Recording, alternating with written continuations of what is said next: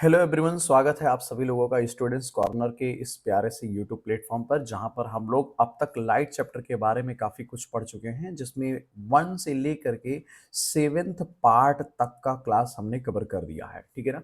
और स्टार्टिंग 1 से 5 पार्ट अगर बात करूं तो पार्ट 1 से पार्ट 5 तक हमने पूरा थ्योरेटिकल डिस्कस किया है। 6th पार्ट और 7th पार्ट में हमने न्यूमेरिकल डिस्कस किया था। ये न्यूमेरिकल का आखिरी सेशन है, यानी पार्ट 8 है, जिसमें हम लोग न्यूमेरिकल बाइंड अप करेंगे आज की डेट में, स्पेशली कॉनकेव और कॉन्वेक्स का। तो रिफ्लेक्शन पर बेस्ड, यानी कि कॉनकेव मिरर और कॉन्वेक्स मिरर पर बेस्ड न्यूमेरिकल का ये आखिरी क्लास होगा, जिसमें हम पूरी तरीके से आज इसको बाइंड अप करने वाले हैं। ठीक है ना। और आपको पता ही है, एज यूजुअल हम लोग मैग्निफिकेशन फार्मूला और मिरर फार्मूला को यूज करेंगे। तो मैं आशा करता हूं कि आप proper pen pencil copy scale लेकर के एक अच्छी सी जगह पे बैठ गए होंगे, ताकि ध्यान से चीज़ों को आप सुन पाएं और सीख पाएँ। ठीक है ना। यदि आप चैनल पे पहली बार आए हैं तो भाई यूट्यूब चैनल को सब्सक्राइब कर दीजिए। ठीक है ना। और वीडियो पसंद आए तो लाइक जरूर करिएगा। चलिए, फिलहाल बिना किसी देरी के हम लोग अब आगे बढ़ते हैं और देखते हैं आज हमारे पास क्वेश्चन में क्या है। अच्छा, आपको एक चीज़ और बता दूं, लास्ट क्लास जो हमारा 7th क्लास हुआ था, उसमें हम लोगों ने ना देखा था क्वेश्चन नंबर 10 तक। अप टू 10th क्वेश्चन हम लोगों ने फिनिश कर लिया था। तो आज की डेट में जो हम लोग डिस्कस करने वाले हैं, हमारा वो क्वेश्चन का जो पार्ट होगा, that would be question number 11। ठीक है ना। तो चलिए सीधे 11 पे जंप करते हैं हम लोग, और ये रहा क्वेश्चन नंबर 11 आपके सामने ऑन द स्क्रीन। फिलहाल देखते हैं क्वेश्चन क्या कह रहा है। तो सबसे पहले तो मैं कलर चेंज कर लेता हूं इसका। यहाँ पे देखिए, क्वेश्चन ये कह रहा है कि a car has a rear view mirror. It's very short and simple. Question ये बोल रहा है कि रियर व्यू मिरर है, इसका मतलब कौन सा मिरर है, आप सबको पता होगा। रियर व्यू मिरर मतलब क्या होता है, कॉन्वेक्स मिरर। ठीक है ना, ये करेक्ट करिएगा, कॉन्वेक्स मिरर होता है, ये आपको पता ही होगा। तो इनडायरेक्टली क्वेश्चन कह रहा है कि a car have a rear view mirror, यानी कि convex mirror of radius of curvature 4 metre. इसका मतलब कार का रेडियस ऑफ कर्वेचर 4 मीटर है। तो चुपचाप मैं यहाँ पे गिवन नोट कर दे रहा हूँ। तो गिवन कंडीशन के according radius of curvature capital R equal to हो गया 4 मीटर। अब कह रहा है कि find the actual position of the bicycle behind the car. इसका मतलब ये आपसे पूछ रहा है कि u की वैल्यू क्या होगी, actual position of the bicycle मतलब पोजीशन ऑफ ऑब्जेक्ट, यही तो हुआ। और कंडीशन दिया है कि if it appears to be at 0.5 metre from the mirror. मतलब ये कह रहा है कि अगर हमको ये लगे कि जो लाइक बाइसिकल है वो 0.5 मीटर पर है, मतलब उसका इमेज 0.5 मीटर की डिस्टेंस पे बनता है। इनडायरेक्टली ये आपको v की वैल्यू दिया हुआ है, तो v की वैल्यू क्या हो गई, 0.5 मीटर। आप एक बात बताओ मेरे भाई, 0.5 मीटर का सिंबल क्या लूँ, प्लस या माइनस? तो मैं तो फिलहाल प्लस लेने वाला हूँ। आपको रीजन बताता हूँ मैंने प्लस क्यों लिया। क्योंकि यहाँ देखो, स्टार्टिंग में ही बता दिया कि ये कॉन्वेक्स मिरर है, रियर व्यू मिरर मतलब कॉन्वेक्स मिरर है। और कॉन्वेक्स मिरर है, इसका मतलब कॉन्वेक्स मिरर कैसे दिखता है, याद तो होगा ही, इस तरीके से कॉन्वेक्स मिरर दिखता है। ये पोल होगा, ये कहीं फोकस होगा यहाँ पर, ये इसका सेंटर ऑफ कर्वेचर होगा। ठीक है ना। तो आपको पता है कि अगर यहाँ पर कॉन्वेक्स मिरर है तो इमेज का फॉर्मेशन हमेशा मिरर के पीछे ही होता है। और मिरर के पीछे यानी कि बिहाइंड द मिरर जब भी हमें लाइक इमेज का फॉर्मेशन होता है, तो आप सबको पता होगा कि इस तरफ हम लोग मेजरमेंट पॉजिटिव लेते हैं एज पर साइन कन्वेंशन। ठीक है ना।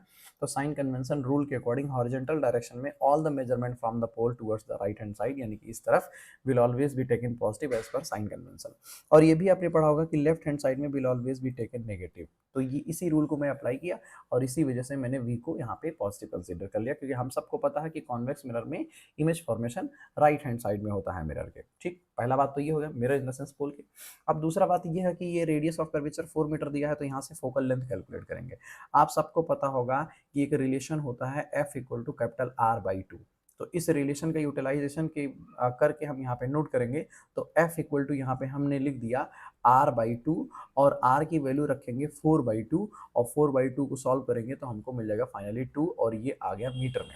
ठीक है ना। ये काम भी हमने कर लिया। लेकिन अब ये बताओ, फोकल लेंथ का सिंबल क्या लोगे, प्लस या माइनस? तो आप सबको पता होगा कि फोकल लेंथ जो होता है कॉन्वेक्स मिरर का, वो राइट साइड में ही है। ये देखो यहाँ पे फोकस है, तो यही यहाँ से लेके यहाँ तक की दूरी को ही तो फोकल लेंथ बोलते हैं। तो राइट साइड में, तो इसका भी मेजरमेंट हम प्लस में ही कंसीडर करेंगे। और वैसे भी आपको मैंने बता रखा है पिछली क्लासेस में कि दो तरीके के अगर मिरर है आपके पास, एक मान लीजिए कॉन्वेक्स है, और एक मान लीजिए कॉनकेव है। ठीक है ना। तो कॉन्वेक्स मिरर और एक कॉनकेव मिरर। तो ये कहीं नोट कर लीजिए कॉपी में कि कॉन्वेक्स मिरर का फोकल लेंथ हमेशा पॉजिटिव होता है, और कॉनकेव मिरर का फोकल लेंथ हमेशा नेगेटिव होता है। ये अलग से कहीं कॉपी में नोट कर लीजिए। ये चीज़ एकदम ध्यान रखिएगा, बहुत काम का है। और एक पॉइंट और बता दे रहा हूँ आपको, कि अगर कभी आपको क्वेश्चन बोल दे कि इमेज जो बन रहा है वो रियल बन रहा है, तो इसका मतलब ये होता है कि मैग्निफिकेशन जो है वो नेगेटिव होगा। कैसा होगा?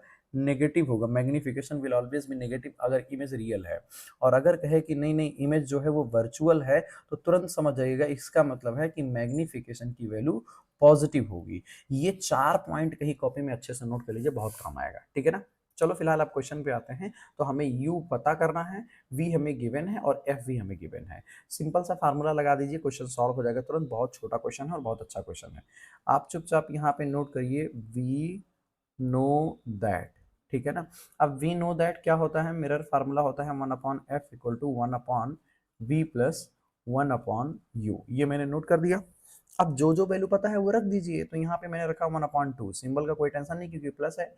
1/v, v हमें दिया हुआ है 0.5, तो यहाँ पे हमने रख दिया 0.5 और प्लस 1/u ये रख दिया। इसको सॉल्व करेंगे, इस पूरे 1/0.5 को इस तरफ लेके आओ तो ये हो जाएगा 1/2, और जब इसको इस तरफ लेके आओगे तो ये होगा -1/0.5 इक्वल टू 1/u।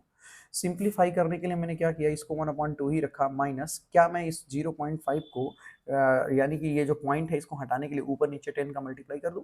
तो ऊपर नीचे 10 का मल्टीप्लाई करोगे तो ये बनेगा 10/5 इक्वल टू 1/u। इसको चाहो तो सिंप्लीफाई कर दो, चाहो तो ऐसे सॉल्व कर दो। फिलहाल मैं सिंप्लीफाई कर देता हूँ। तो 5 वन जा 5, 5 टू जा 10 हो जाएगा। अगली लाइन में मैं लिख सकता हूँ 1/2 - 2 इक्वल टू 1/u। थोड़ा और सॉल्व करिए तो 1 माइनस एलसीएम ले लीजिए, 2 टू जा 4 वाला मामला हो जाएगा और अपॉन 2 हो जाएगा, यहाँ पे 1/u। और इस तरीके से आपको मिल गया -3/2 इक्वल टू 1/u। जगह नहीं है तो मैं यहाँ पे नोट कर दे रहा हूँ, आपका आंसर आ चुका है। और इस तरीके से फाइनल आंसर होगा u equal to -2/3 metre. This is what your final answer, यानी ऑब्जेक्ट पोजीशन जो है वो -2/3 मीटर की डिस्टेंस पे रखा होगा। ठीक है ना? As per the condition. और ये रहा इस न्यूमेरिकल का आंसर। उम्मीद है ये आपको समझ में आ गया होगा। अगर समझ में आ गया तो बढ़िया से इसको नोट कर लीजिए या फिर स्क्रीनशॉट ले लीजिए ताकि आगे आपके लिए रेफरेंस बना रहे।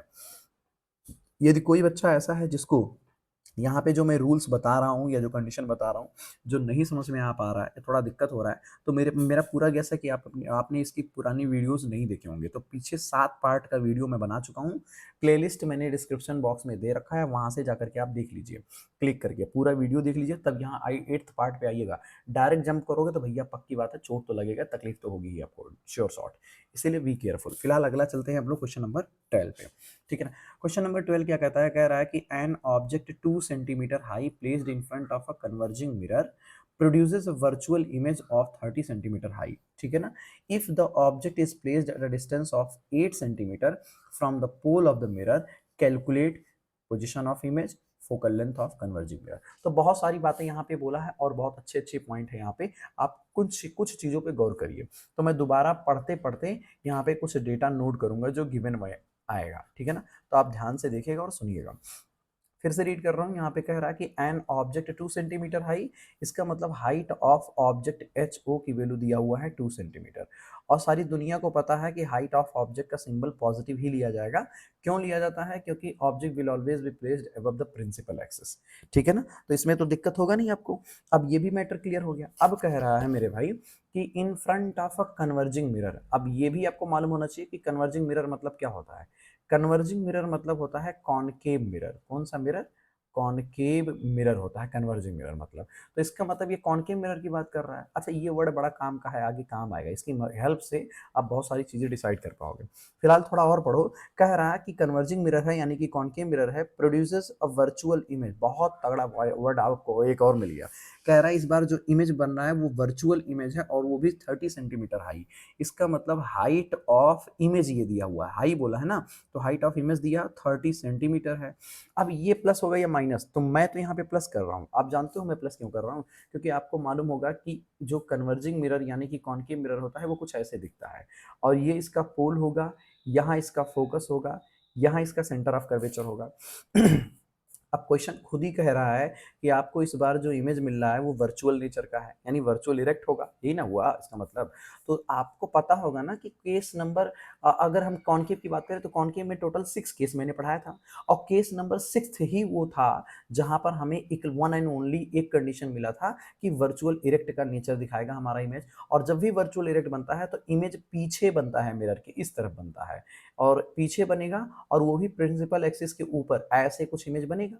तो आपको पता है कि मिरर के पीछे जितनी भी डिस्टेंस मेजर की जाती है वो पॉजिटिव, और प्रिंसिपल एक्सिस के ऊपर जितनी डिस्टेंस मेजर की जाती है वो भी पॉजिटिव लेते हैं। और यही वजह है कि मैंने यहाँ पे प्लस कंसिडर किया है, +30, क्योंकि हमारा जो इमेज है मिरर के पीछे और ऊपर की तरफ बना है, तो अपवर्ड डायरेक्शन में कोई भी मेजरमेंट हम प्लस में ही लेते हैं, इसलिए मैंने यहाँ पे +30 को मेंशन किया है। आपको बात समझ में आ गई? अब बोल रहा है कि if object is placed at a distance of 8 centimetre, मतलब u की वैल्यू ये कह रहा है कि 8 सेंटीमीटर आप ले लीजिए, object is placed at 8 centimetre, तो मैंने इसको माइनस में लिया है क्योंकि हम सबको पता है object will always be placed on left hand side of the mirror, तो इसीलिए इसको माइनस में लिया। कह रहा है from the pole of the mirror और कैलकुलेट करिए पोजीशन ऑफ इमेज, यानी कि हमें v की वैल्यू बतानी है एज पर द क्वेश्चन। फिर कह रहा है focal length of converging mirror, यानी f की वैल्यू भी बतानी है हमें। तो ये दो चीजें बताना है, क्वेश्चन बहुत आसान है, आराम से आप कर पाएंगे। इन दो चीज़ों को कैलकुलेट करने के लिए कुछ चीज़ें आपको अप्लाई करना पड़ेगा, जो बेसिक आपको मालूम होना चाहिए। तो सबसे पहले हम क्या यहाँ पे अप्लाई करना प्रेफर करेंगे, सबसे पहले आप यहाँ पे लगाओ मैग्नीफिकेशन फार्मूला, ठीक है ना। तो मैग्नीफिकेशन फार्मूला क्या होता है, m इक्वल टू होता है -v/u इक्वल टू HI/HO, ठीक है ना।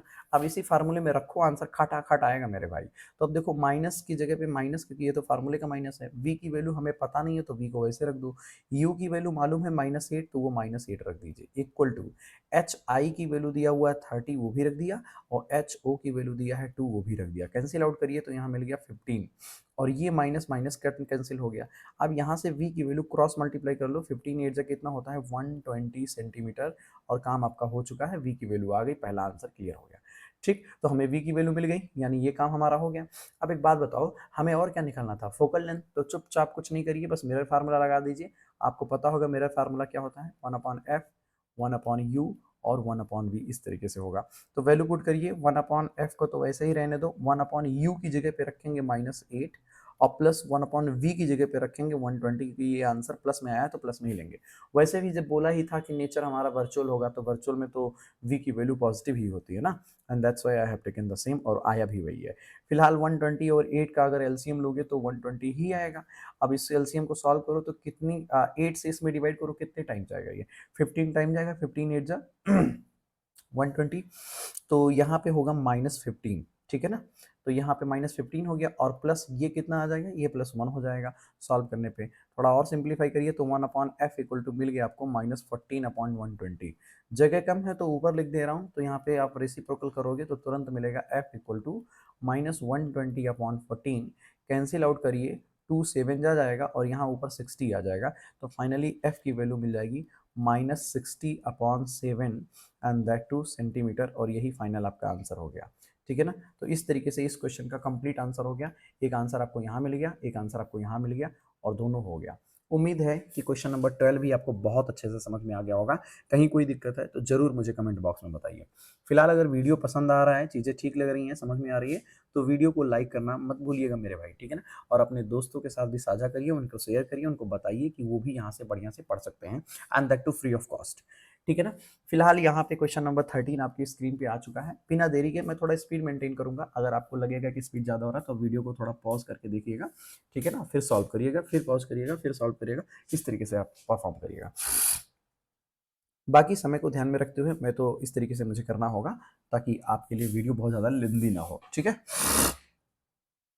Sorry for this. Now move करते हैं आगे। क्वेश्चन कह रहा है कि an object 4 centimetre in height, एक ऑब्जेक्ट है 4 सेंटीमीटर का हाइट है उसका। तो यहाँ पे मैं चुपचाप बस गिवन लिख रहा हूँ डायरेक्टली, ठीक है ना, और मार्क भी करते चलूंगा जिन इंपॉर्टेंट वर्ड पर आपको ध्यान देना होगा।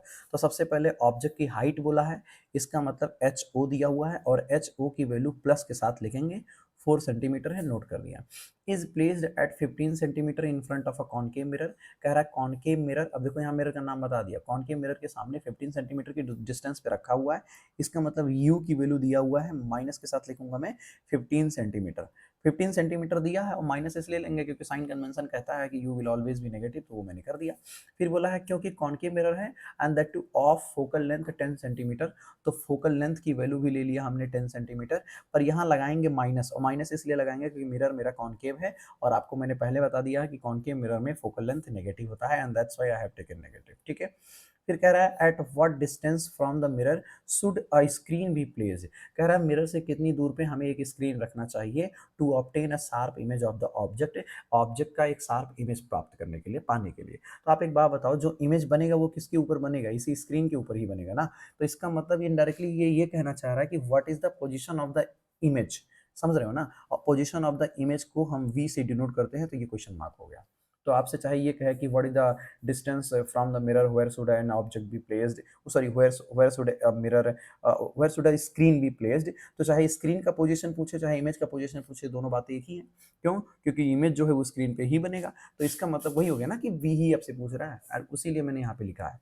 अब कह रहा है also calculate the height of image, height of image यानी कि एच आई कह रहा है कि ये भी बताओ मुझे। अब दो चीजें आपको यहाँ पर भी बताना है इस क्वेश्चन में भी, तो चलिए फटाफट शुरू हो जाइए। सबसे पहले आपको क्या करना होगा, आपको एज यूजुअल पता ही है कि वी नो दैट, ठीक है ना, वी नो दैट एक गड़बड़ हो गया, वी नो दैट। अब वी नो दैट क्या होता है, हमको क्या पता है, तो हम लोगों को सबसे पहले पता है मिरर फार्मूला, ठीक है ना। मिरर फार्मूला क्या होता है, मैं यहाँ पे लिख रहा हूँ, आप देख पा रहे होंगे, 1/f equal to 1/b plus 1/u। अब वैल्यू पुट कर दीजिए, खटा खटा आंसर आएगा, कोई टेंशन ही नहीं है इसमें। तो f की जगह पे मैंने -10 रख दिया यहाँ से उठा के, 1/v निकालना है तो v को ऐसे रखने दीजिए, और u की वैल्यू यहाँ से आप देखिए तो -15 है, तो 1/-15, इस पूरे 1/-15 को उस तरफ ले जाओ इक्वल के, तो प्लस में हो जाएगा, तो मैं लिख सकता हूँ 1/15 -1/10 इक्वल टू 1/v, इस तरीके से। इन दोनों को सिंप्लीफाई करो, सॉल्व करो थोड़ा, तो एलसीएम ले लोगे तो एलसीएम आएगा 30, 15 2 जा 30 तो 2 1 जा 2, और 10 3 जा 30 तो 3 1 जा 3, इस तरीके से 1/v ये आ गया। अब थोड़ा और सिंप्लीफाई करिए, तो 2 -3 करोगे तो माइनस के साथ 1 आएगा ऊपर और नीचे हो जाएगा 30, और that will be equal to 1/v। यहाँ से कह सकते हो कि v की वैल्यू कितनी आ गई, माइनस का 30 सेंटीमीटर। तो एक आंसर आपका मिल चुका है इस क्वेश्चन का कि 30 सेंटीमीटर का आएगा, और वो भी माइनस में, यानी कि इमेज जो हमें मिलने वाला है वो रियल मिलेगा। वैसे भी ये वर्ड याद रखिए कि ये जो स्क्रीन शब्द यहाँ पे लिखा है, इसका मतलब ये गारंटी हो जाता है कि इमेज का नेचर जो होगा वो रियल होगा। तो आगे कभी आपको ऐसा कोई न्यूमेरिकल मिलता है जहाँ पे ऐसा शब्द आ जाए कि इमेज का जो है सिचुएशन जो है, यानी कि इमेज को हम किसी स्क्रीन पर ऑप्ट कर रहे हैं, तो आप समझ जाइएगा कि इसका मतलब वो जो इमेज होगा वो रियल होगा, क्योंकि हम केवल रियल इमेज को ही स्क्रीन पर ऑप्ट कर सकते हैं, बाकी किसी इमेज को हम स्क्रीन पर ऑप्ट नहीं कर सकते हैं, ठीक है ना, मतलब वर्चुअल को स्क्रीन पे नहीं लिया जा सकता। तो ये बात ध्यान रखिएगा, चाहे आपको स्क्रीन कहीं पे लिखेगा तो समझ जाइएगा कि वो रियल ही है, और रियल है मतलब इन्वर्टेड है, तो नेचर तो आप गेस करके पता कर सकते हो केवल इस लेटर के, इस वर्ड के बेस पे। फिलहाल आगे बढ़ते हैं, ठीक है, ये हो गया। अब हमारा इसमें दूसरा पॉइंट भी पूछा है कि बताओ हाइट ऑफ इमेज क्या होगा। तो हाइट ऑफ इमेज निकालने के लिए आपको मैग्नीफिकेशन का फार्मूला लगाना पड़ेगा, और फार्मूला होता है -v/u equal to hi/ho। Value put कर दीजिए, खटा खटा आंसर आएगा, माइनस ये फार्मूले वाला हो गया, और v की वैल्यू दिया है -30, तो वो डायरेक्ट रखिए, तो v की जगह पे मैंने रख दिया -30, अपॉन u की जगह पे दिया है -15, तो वो भी रख दीजिए, तो मैंने -15 रख दिया, इक्वल टू एच आई मुझे निकालना है, और एच ओ की वैल्यू मुझे दिया है 4, तो वो मैंने रख दिया। यहाँ से कैंसिल आउट करोगे तो ये माइनस इस माइनस से कट गया, और 15 1 जा 15, 15 2 जा 30 हो गया। अब ये 2 आ गया, पर नीचे यहाँ पे माइनस लगा हुआ है, ठीक है ना, तो इस तरीके से हमें मिल गया एच आई की वैल्यू जो आएगा वो कितना हो जाएगा, -8 सेंटीमीटर। तो यहाँ पर हमारा एक और आंसर आ चुका है कि हाइट ऑफ इमेज जो होगा वो -8 सेंटीमीटर होगा, यानी कि रियल है, तो इसीलिए माइनस में आ गया। तो इस तरीके से इस ये क्वेश्चन भी कंप्लीट हुआ, और इसका सॉल्यूशन आपके सामने है, आप चाहो तो इसका भी स्क्रीनशॉट ले लो, बाकी तो अपने कॉपी में उम्मीद है कि सॉल्व किया होगा बढ़िया से, ठीक है। समझ में आ गया यहाँ तक, कोई दिक्कत हो तो कमेंट बॉक्स में जरूर लिख के बताइएगा, या कोई न्यूमेरिकल में कोई पॉइंट ना समझ में आए तो वो भी बताइएगा, मैं आपको लाइक हेल्प करूंगा, अगली वीडियो में उसको समझा दूंगा, ठीक है ना, अच्छी तरीके से, ताकि आपको कोई दिक्कत ना हो। तो चलिए फिलहाल अगले क्वेश्चन पे हम लोग चलते हैं, और क्वेश्चन नंबर 14 ये रहा आपके सामने। क्वेश्चन नंबर 14 क्या कह रहा है, कह रहा है कि focal length of a concave mirror is 15 centimetre. ठीक है, अब यहाँ पे मैं डायरेक्ट लिख रहा हूँ, तो सबसे पहले मैंने यहाँ मेंशन किया गिवन। अब बोल रहा है फोकल लेंथ कितना है, तो फोकल लेंथ है 15 सेंटीमीटर, मैंने चुपचाप नोट कर दिया। साइन कन्वेंशन के अकॉर्डिंग मुझे यहाँ पे प्लस माइनस कुछ लगाना पड़ेगा, तो हमने देखा कि ये मिरर कौन सा है, कॉनकेव, तो हमने चुपचाप यहाँ माइनस लगा दिया, क्योंकि पहले बता चुका हूँ कि फोकल लेंथ जो होगा कॉनकेव मिरर का वो नेगेटिव होगा, तो मैंने नेगेटिव इंडिकेट कर दिया। ठीक है ना। अब कह रहा है कि where should an object be place in front of the mirror, मतलब मिरर के सामने हम कहाँ पर ऑब्जेक्ट को प्लेस करें, इसका मतलब आपसे यू पूछा जा रहा है। ठीक है ना, तो क्वेश्चन मार्क कर दिया हमने। So that it's formed image V 5 times of the object. अब ये कह रहा है कि तुम्हारा इमेज जो है वो 5 गुना हो, ऐसा ये कह रहा है, मतलब image must be 5 times of the height of the object. इसका मतलब आपको एक रिलेशन दे दिया कि H I will be 5 time of H O, क्यों, यही ना दिया है। इस लाइन का केवल यही मतलब है जो यहाँ पे लिखा हुआ, बहुत ध्यान से समझिएगा, यहाँ पे बड़ा लॉजिक है। अब कह रहा है कि while image V, first case दिया है रियल, सेकंड केस दिया है वर्चुअल, मतलब एक बार मान लो कि इमेज तुम्हारा रियल है, एक बार मान लो कि वर्चुअल है। Also find the position of the image, और इमेज के पोजीशन को भी बताओ, मतलब वी की वैल्यू भी आपको बतानी है। ठीक है ना, तो इतना चीज आपको यहाँ पे दिया है, और एक कुछ यहाँ पे कंडीशन दे दिया है। आप जाकर के पुराना वीडियो देखिए, जो पार्ट 6 और 7 मैंने पढ़ाया है, उसमें इस तरीके का एक क्वेश्चन किया था, बल्कि वो क्वेश्चन टफ था, ये वाला तो थोड़ा आसान है। क्यों आसान है, क्योंकि यहाँ पे ये कंडीशन खुद बना के दे दिया है, वहां आपको खुद डिसाइड करना था, कंडीशन भी और सिचुएशन भी। ठीक है ना, मतलब दोनों बातें आप समझ लीजिए। तो ये कहाँ, किस कंडीशन की मैं बात कर रहा हूँ, किस सिचुएशन की, या फिर क्या प्रॉब्लम है, पहले वो समझाता हूँ। देखो मेरे भाई, यहाँ पे आपने बनाया है कॉनकेव मिरर, और आप सबको पता होगा कॉनकेव मिरर कुछ इस तरीके से दिखता है। ठीक है ना, और कॉनकेव मिरर में ये पोल होगा, यहाँ पे फोकस होगा, और यहाँ पे सेंटर ऑफ कर्वेचर कुछ इस तरीके से आप इमेजिन कर सकते हो अपने ब्रेन में। ठीक है ना। अब एक बात बताऊं मेरे भाई, अगर आपने ये पूरा पढ़ रखा है कॉनकेव मिरर, नहीं पढ़ा है तो आप डिस्क्रिप्शन बॉक्स से जा करके चेक करो प्लेलिस्ट, वहां पे जाना, पार्ट नंबर 3, 4, 5 में से कोई एक आप वहां पे चेक करिएगा, जिसमें मैंने रे डायग्राम पढ़ाया है बढ़िया से। उस रे डायग्राम में जाके देखना, तो कॉनकेव मिरर के टोटल 6 केस मैंने बताए हैं। उस 6 केस में एक था केस नंबर 4 और एक था केस नंबर 6। ये दो केस ऐसे थे, वन एंड ओनली अगर देखा जाए तो दीज 2 केसेस वर देयर, जहां पर मुझे नेचर और साइज देखा जाए तो कुछ यूनिक मिल रहा था। इसका नेचर, यानी केस नंबर 4 में नेचर मिल रहा था रियल इन्वर्टेड, और 6 वाले में नेचर मुझे मिल रहा था वर्चुअल इरेक्ट।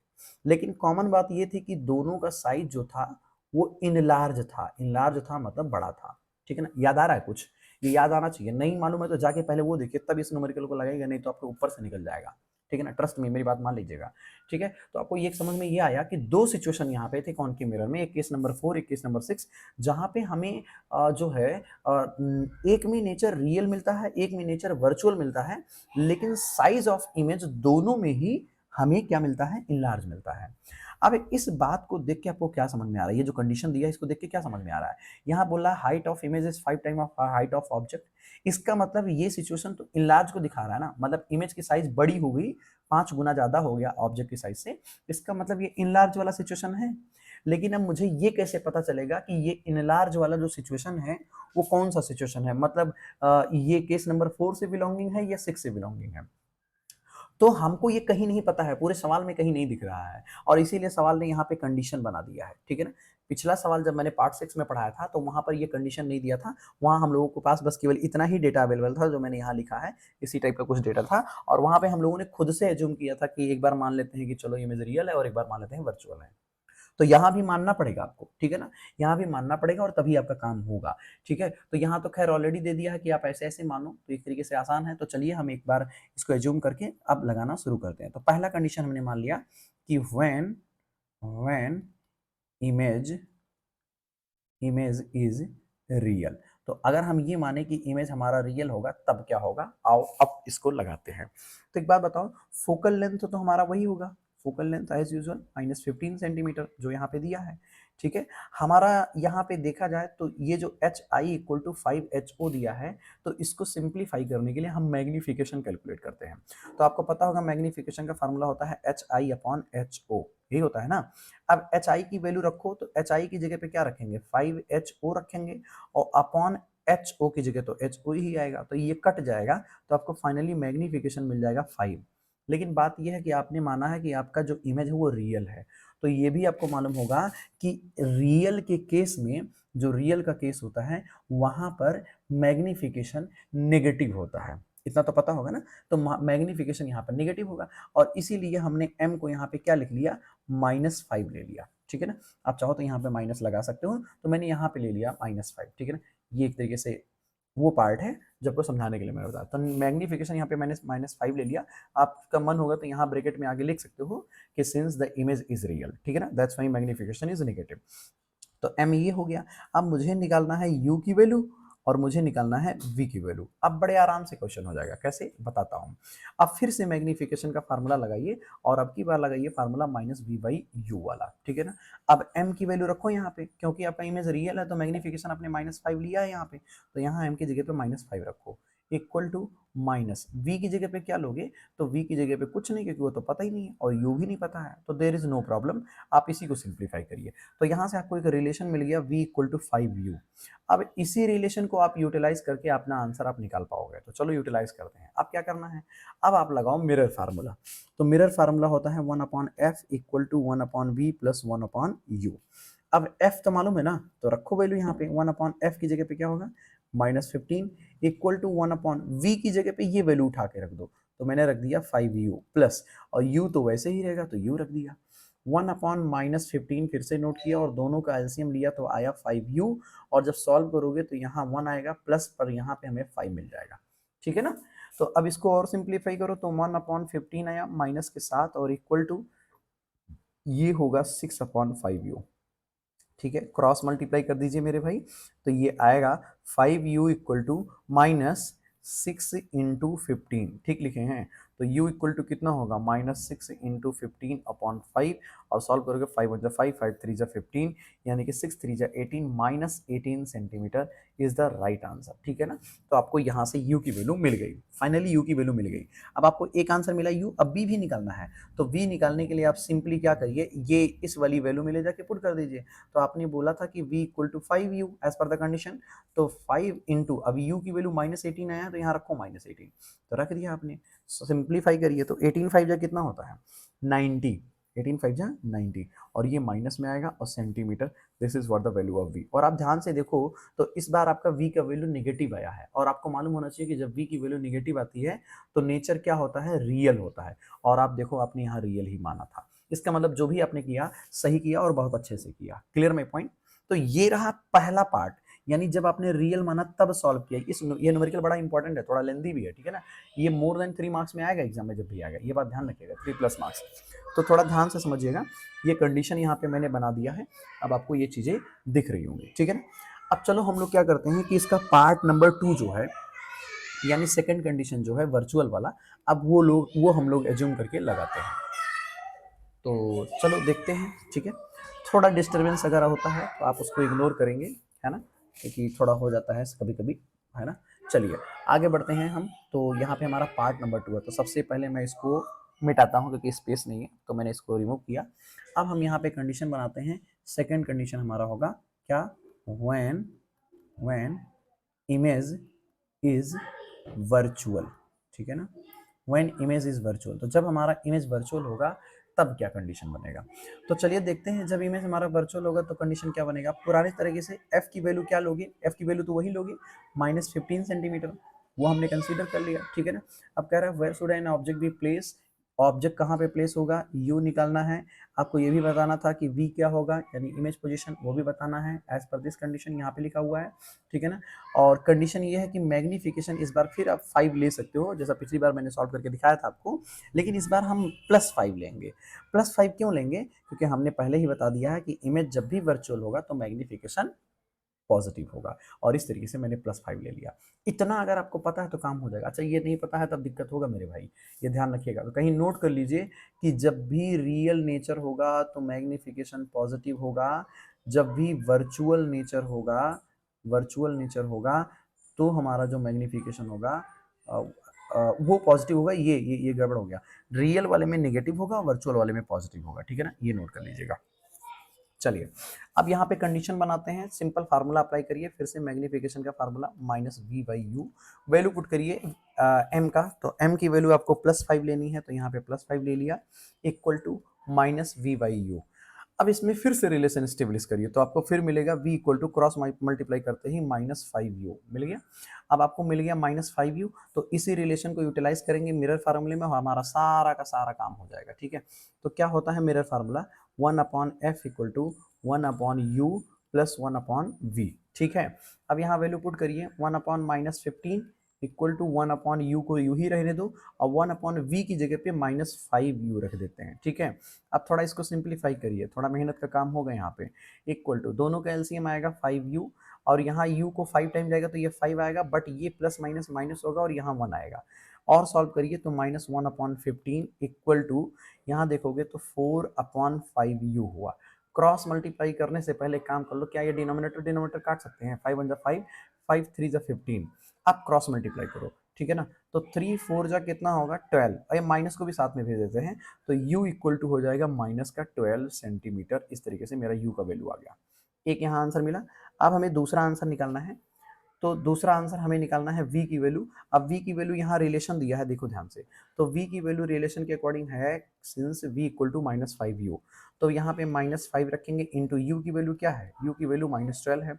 मल्टीप्लाई करो, माइनस माइनस हो जाएगा प्लस, और 5 का 12 में मल्टीप्लाई करो तो 12 5 जो कितना होता है 60 होगा। तो इस तरीके से v की जो वैल्यू आएगी वो 60 सेंटीमीटर आ जाएगा और आपका आंसर कंप्लीट हो गया। बात समझ में आया ना? तो ये रही पूरी कहानी इसकी। और आप देखिए इस बार आपका v का वैल्यू पॉजिटिव आया है, मतलब नेचर जो है वो वर्चुअल है और यहाँ वर्चुअल कंडीशन दिया हुआ भी है। तो इस तरीके से इस क्वेश्चन का भी कंप्लीट आंसर हो गया। ठीक है ना, आपने देखा, बहुत अच्छे से समझा। Question number 14 was quite important. तो उम्मीद है कि ये बहुत अच्छे से आपको समझ में आया होगा। अगर चीज़ें पसंद आ रही हैं तो वीडियो को लाइक भी करो, ठीक है, और इसके अलावा इस चैनल को सब्सक्राइब करना ना भूलें। Clear my point? चलिए भाई, बिना देरी के हम लोग चलते हैं अपने क्वेश्चन नंबर 15 पे। ठीक है, तो क्वेश्चन नंबर 15 क्या है आप देख पा रहे होंगे। क्वेश्चन नंबर 15 यहाँ कह रहा है कि where should an object be placed in front of a concave mirror, मतलब कॉनकेव मिरर के सामने हम ऑब्जेक्ट को कहाँ प्लेस करें। चलो फिर से एज यूजुअल गिवन लिखते हैं, ठीक है ना। तो गिवन लिखा हमने, अब यहाँ गिवन में कह रहा है where should an object be place, यानी U equal to question mark, और कह रहा है कि फोकल लेंथ 20 सेंटीमीटर है। तो फोकल लेंथ 20 सेंटीमीटर है तो ये मैंने लिख दिया 20 सेंटीमीटर, पर कॉनकेव मिरर बताया है तो मैंने माइनस ले लिया। बोलो सही है ना। अब कह रहा है so as to obtain real image 2 time magnified. Real image बोल दिया मेरे भाई, ये देखो रियल और 2 टाइम मैग्नीफाइड भी बोला है, तो यहाँ से दो काम आपका हो गया।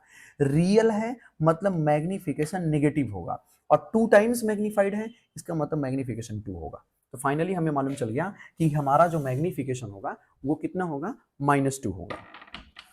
क्यों? ठीक है ना, यहाँ तक कोई दिक्कत नहीं। तो मैग्निफिकेशन आपका -2 आ चुका है यहाँ एज पर द कंडीशन, और बहुत बढ़िया से आप समझ पा रहे होंगे।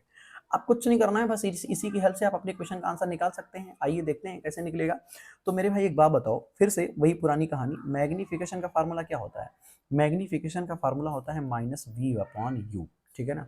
अब -v/u होता है तो इसमें हम वैल्यू पुट करेंगे। अब यहाँ पे रखो -2 m की जगह पे, और माइनस को माइनस ही रहने दो इस वाले को, और v/u में v/u ही रहने दो, क्योंकि ना तो v मालूम है ना तो u मालूम है। तो यहाँ से मैं करने वाला क्या हूँ कि दोनों के बीच में एक रिलेशन निकालूंगा। अब आपको पता है माइनस माइनस कैंसिल आउट हो जाएगा, तो माइनस माइनस कैंसिल आउट हो गया, तो you are going to have v equal to 2u। क्या मिल गया, v इक्वल टू 2u। ये एक रिलेशन निकाला आपने। अब आपका आंसर आएगा जब अब सॉल्व करोगे दोबारा, कैसे, मिरर फार्मूला से। तो 1/f equal to 1/u plus 1/v। Solve करते हैं। 1/f की जगह पे रखेंगे -20 इक्वल टू 1/u को तो u ही रहने दो, पर 1/v की जगह पे हम रखेंगे 2u, ठीक है ना। अब सॉल्व करिए, -1/20 इज इक्वल टू, दोनों का एलसीएम आएगा 2u, और इसको जब सॉल्व करोगे तो यहाँ 2 प्लस ये कितना हो जाएगा, ये होगा 1, ठीक है। आप क्रॉस मल्टीप्लाई करोगे ना तो यहाँ आपको कितना मिलेगा, पहले तो एक स्टेप और कर लेते हैं। 1/20 इक्वल टू ये होगा 3/2u, क्रॉस मल्टीप्लाई करिए, 2u इक्वल टू मिलेगा -60, और u इक्वल टू कितना आया, -30 सेंटीमीटर। इस तरीके से ये आपका फाइनल आंसर हो गया। तो उम्मीद है कि क्वेश्चन नंबर 15 भी आपको बहुत अच्छे से समझ में आ गया होगा, ठीक है ना। यहाँ हो गया, ये क्वेश्चन का सोल्यूशन है कंप्लीट, और इस तरीके से इसकी कहानी खत्म हो चुकी है। अब आपको इसमें कुछ नहीं करना है। Clear my point? चलिए अब आगे बढ़ते हैं, देखते हैं आगे का क्या प्रोसेस है, अगला क्वेश्चन क्या है। तो अगला क्वेश्चन है क्वेश्चन नंबर 16, जो आपके सामने स्क्रीन पे दिख रहा होगा, इसको देखते हैं। बहुत ध्यान से समझिएगा भाई, हिम्मत बनाए रखिएगा, हिम्मत नहीं बनाओगे तब दिक्कत होगा, ठीक है ना। तो इसीलिए जब भी क्लास करिए, पढ़िए, स्पेशली जब ऑनलाइन पढ़िए, तो सबसे ज़्यादा आपको डिसिप्लिन पे ध्यान देना पड़ेगा, सेल्फ कंट्रोल होना चाहिए। पता चला एक व्हाट्सएप छोटा सा मैसेज आया, पॉपअप किया, आपने वीडियो रोक के और स्विच कर गए, या फिर कोई बुला लिया और आप चले गए, और ऐसा अक्सर होता है। आप चाह के भी बहुत ज़्यादा कंट्रोल नहीं कर पाते हैं, इसलिए इन चीज़ों पे ध्यान रखिए। और डू नॉट डिस्टर्ब वाला आप मोड ऑन कर लिया करिए फ़ोन में, जब भी आप इस तरीके से क्लास व्लास किया करिए, ठीक है ना। और पीसफुल प्लेस पे बैठिए, किसी ऐसे कमरे में या जगह पे बैठिए जहाँ पे कोई आए जाए ना, या अपने डोर को क्लोज कर लीजिए और बता दीजिए घर में कि मैं पढ़ रहा हूँ, ठीक है ना, इस तरीके से चीज़ें। चलिए फिलहाल आगे बढ़ते हैं, अगर पॉसिबल है तो कर पाओगे भाई, नहीं नहीं पॉसिबल होगा तो फिर क्या ही कर सकते हैं, ठीक है ना। फिर जिस सिचुएशन में हो उसी सिचुएशन में अपना बेस्ट करो। An object of length 2 centimetre is placed at a distance of 30 centimetre. बहुत बढ़िया बात यहाँ पे बोला है, कह रहा है कि an object of length 2 centimetre. तो मैं क्या करता हूँ यहाँ पे इंडिकेट करता हूँ गिवन वाले कंडीशन में, ठीक है ना। तो गिवन क्या है, an object of length 2 centimetre, मतलब हाइट ऑफ ऑब्जेक्ट इनडायरेक्टली वो दिया है, तो हाइट ऑफ ऑब्जेक्ट 2 सेंटीमीटर है, प्लस में ले लिया हमने। कह रहा at a distance of 30 centimetre, मतलब वो रखा गया है 30 सेंटीमीटर के डिस्टेंस पे, यानी कि यू की वैल्यू दिया है और यू माइनस में होता है तो मैंने लिख दिया -30 सेंटीमीटर, ये भी हो गया। कह रहा है ऑफ अ कॉन्वेक्स मिरर, तो ये कंफर्म हो गया कि ये मिरर कॉन्वेक्स है, और इसीलिए फोकल लेंथ की वैल्यू जो 25 सेंटीमीटर यहाँ दिया है उसे मैं प्लस मिलूंगा, तो f equal two plus 25 centimetre हो गया। बात समझ पा रहे हो ना। अब कह रहा है calculate the position of image and it's nature and size. Image का पोजीशन कैलकुलेट करना है, नेचर कैलकुलेट करना है और साइज कैलकुलेट करना है। तो पोजीशन मतलब आपको v कैलकुलेट करना है, नेचर का मतलब तो नेचर ही होगा, तो वो यहाँ पे ऐसे लिख दीजिए कि हमें नेचर निकालना है, ठीक है ना। और साइज का मतलब क्या होता है, साइज का मतलब यहाँ पे एच आई से है, क्योंकि एच ओ दिया है, तो आपको एच आई की वैल्यू निकालनी पड़ेगी। इतना काम आपको इस क्वेश्चन में करना है, ठीक है। अब चलिए एक एक करके सॉल्व करते हैं। तो सबसे पहले आप लगाइए मिरर फार्मूला, तो 1/f equal to 1/v plus 1/u। अब 1/f में वैल्यू दिया हुआ है 25, रख दीजिए। 1/v की वैल्यू निकालनी है, v की, तो v रखो, और u की वैल्यू तो दिया हुआ है तो -30 रख दीजिए। अब इस 1/-30 को इक्वल की उस तरफ ले जाओगे तो पॉजिटिव हो जाएगा, प्लस हो जाएगा, लेके आओ। तो 1/30 प्लस में हो गया, 1/25 ये था ही, और इक्वल टू 1/v हो गया। एलसीएम लीजिए दोनों का, तो दोनों का एलसीएम आएगा 150, 150, 30 और 25 का एलसीएम 150 होगा, ठीक है ना। तो 30 से अगर डिवाइड करोगे कितनी बार जाएगा, 35 जा, है ना। 35 जाओगा तो ये 5 टाइम हो गया, और ये कितनी टाइम जाएगा, ये जाएगा आपका 6 टाइम, तो ये 6 आ गया। फाइनली आपको इस तरीके से मिल गया सॉल्व करने पे। ये थोड़ा आप अपने हिसाब से मेहनत करिएगा भाई, ये पूरा सिंपली मैथमेटिक्स है, आपको फ्रैक्शनल वैल्यू को सॉल्व करना है एलसीएम की हेल्प से। तो यहाँ पे मैंने कर दिया 11/150 इक्वल टू 1/v। यहाँ से v की वैल्यू क्या आ जाएगी, रेसिप्रोकल कर दीजिए 150/11, और इस तरीके से इतना आपका आंसर हो गया सेंटीमीटर। इतने पे चाहे छोड़ दो, या फिर थोड़ा एक स्टेप और सॉल्व कर दो तो ज़्यादा अच्छा रहेगा। क्या, 11 1 जा 11, बचा कितना 4 बचा, तो 40 हो गया। तो 11 3 जा कितना हुआ 33, 7 कैरी, तो 7/11 centimetre. This is what your final answer. और इस तरीके से ये हो गया। अब एक बात बताओ, ये जो v की वैल्यू आपकी आई है प्लस है या माइनस, तो आप देख रहे हो सिंबल इसके बगल में तो माइनस है नहीं, मतलब ये प्लस है। और अगर प्लस है तो प्लस कब आता है, जब हमारे ऑब्जेक्ट का जो इमेज बना है, हमारा v की वैल्यू प्लस आया है, इसका मतलब इमेज का जो नेचर है वो वर्चुअल एंड इरेक्ट है। क्या है, वर्चुअल एंड इरेक्ट है। ये बात समझना पड़ेगा। तो आपका एक आंसर ये हो गया, एक ये भी हो गया। अब कह रहा है साइज निकालो। साइज के लिए कुछ नहीं करना है, मैग्निफिकेशन का फार्मूला लगाइए, काम हो गया। तो मैग्निफिकेशन का formula -v/u equal to HI/HO, ठीक है। अब माइनस v की वैल्यू कितनी आई है, v की वैल्यू तो ये आई है आपकी, पर मैं आपको रिकमेंड करूंगा कि आप ये वैल्यू पुट करना, थोड़ा सॉल्व करने में आसानी होगी। तो यहाँ रखो 1/150/11, ये v की वैल्यू हुई, डिवाइडेड बाई u की वैल्यू कितनी है, u की वैल्यू यहाँ से उठाओ, 30 दिया हुआ माइनस के साथ, यहाँ रखो -30 इक्वल टू एच आई निकालना है, और एच ओ की वैल्यू दिया हुआ है कितना 2। सॉल्व करिए इसको थोड़ा सा, तो माइनस माइनस कैंसिल आउट हो गया।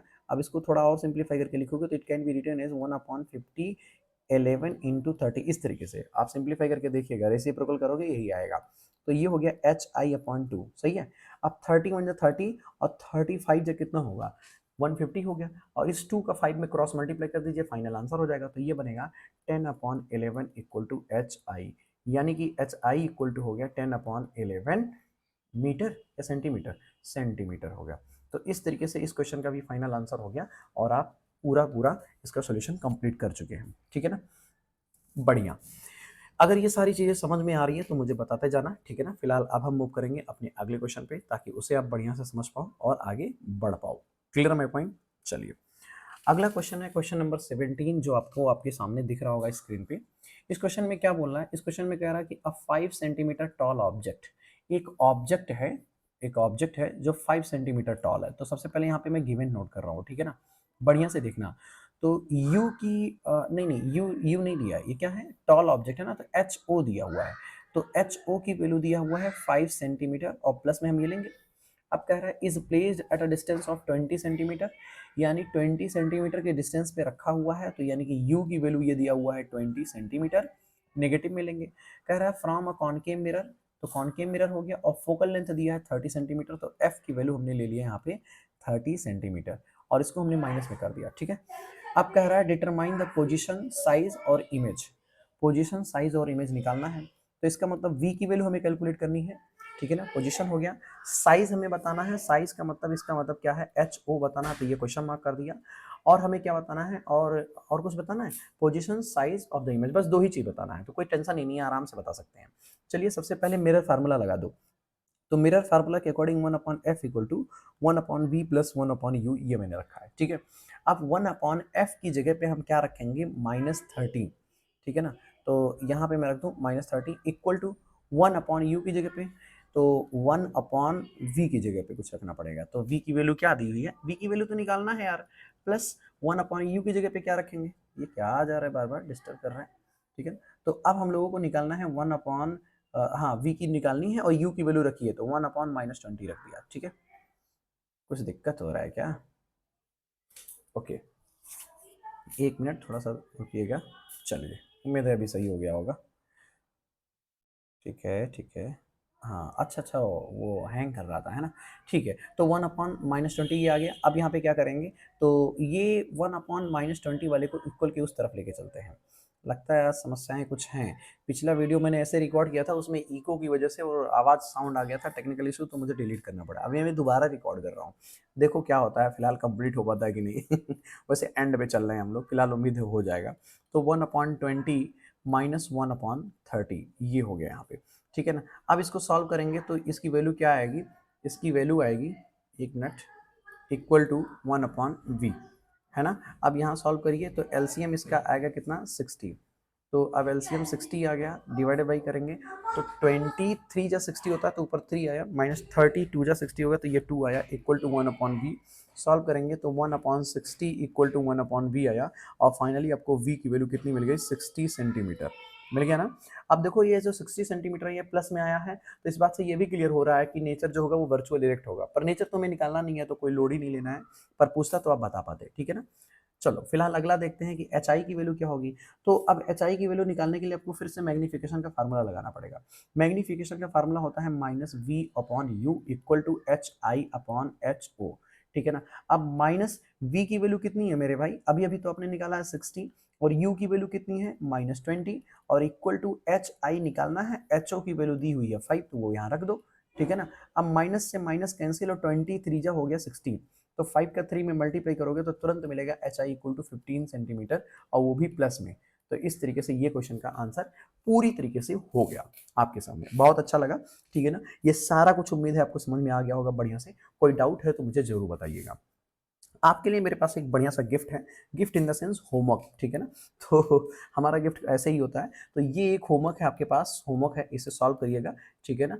ये क्वेश्चन आप अच्छे से देखिए, स्क्रीनशॉट लीजिए और इसका आंसर मुझे जरूर बताइएगा। एक ये है, एक ये भी आपके लिए होमवर्क है, ये क्वेश्चन भी आपके लिए होमवर्क है, इसे भी सॉल्व करिएगा। और एक ये लास्ट क्वेश्चन है, this is also a homework to you, इसको भी। तो ये 3 क्वेश्चन आपके पास रहेंगे, इनको सॉल्व करिएगा और इनका आंसर मुझे कमेंट बॉक्स में चाहिए तो चाहिए, ठीक है ना। आप उसमें जरूर भेजिएगा, अनटिल अनलेस की आपको प्रॉब्लम होता है। और अगर आपको लगता है कि क्वेश्चन का सॉल्यूशन नहीं आपको मिला या प्रॉब्लम हुआ, तो भी मुझे बताइएगा, मैं अगली वीडियो जो भी बनाऊंगा उसमें इन तीनों का सॉल्यूशन ऐड कर दूंगा, समझा दूंगा वहां पे, तो आपके लिए चीजें आसान हो जाएंगी। लेकिन तब जब आपको नहीं आएगा, ठीक है ना, जब आप वहां पे मुझसे पूछोगे, तो इस बात का विशेष ध्यान रखिएगा। और यदि आप चाहते हो कि आगे अपकमिंग जो आपके रिफ्रैक्शन से रिलेटेड न्यूमेरिकल या थ्योरी है उसका भी वीडियो आपको मिले, तो मुझे थोड़ा यहाँ पे अच्छा पॉजिटिव सिम्टम दिखाइए, है ना। दोस्तों के साथ शेयर करिए, चैनल को अगर सब्सक्राइब नहीं किया तो सब्सक्राइब करिए और वीडियो को लाइक करिए। मस्त रहिए, खुश रहिए, बिंदास रहिए और आगे बढ़िए। फिलहाल आज के लिए इतना ही रखेंगे, है ना। एक बात और ध्यान रखिएगा, कई लोग जो स्टूडेंट्स कॉर्नर के चैनल पे अब तक नहीं आए हैं तो वो जान नहीं पाते हैं। तो ये चैनल है, आपको इस तरीके से कुछ दिखेगा और यहाँ पे ये प्लेलिस्ट मैंने बना रखा है, क्लास 10 का प्लेलिस्ट कुछ इस तरीके से आपको मिल जाएगा। इसमें कई सारी वीडियो हैं, मेनली ये 5 वीडियो आप देख लेंगे तो आपकी थियरी पूरी तरीके से कंप्लीट हो जाएगी लाइट से related, that too specially reflection, ठीक है ना। और क्लास 9th का भी वीडियो यहाँ पे पड़ता है फिजिक्स का, तो वो भी आप देख सकते हो यहाँ पे, मतलब कि कोई अगर आपके जानने में है जैसे जरूरत है तो वो भी आप बता सकते हो, देख सकता है। फिलहाल आज के लिए इतना ही रखेंगे, आज की क्लास को यहीं पे बाइंड अप करते हैं। बहुत बहुत धन्यवाद आपको पढ़ने के लिए, अच्छा करने के लिए, क्योंकि जब कोई अच्छा करता है तो मन को बड़ी खुशी मिलती है। फिलहाल आगे हम लोग मिलेंगे दोबारा, तब तक के लिए धन्यवाद।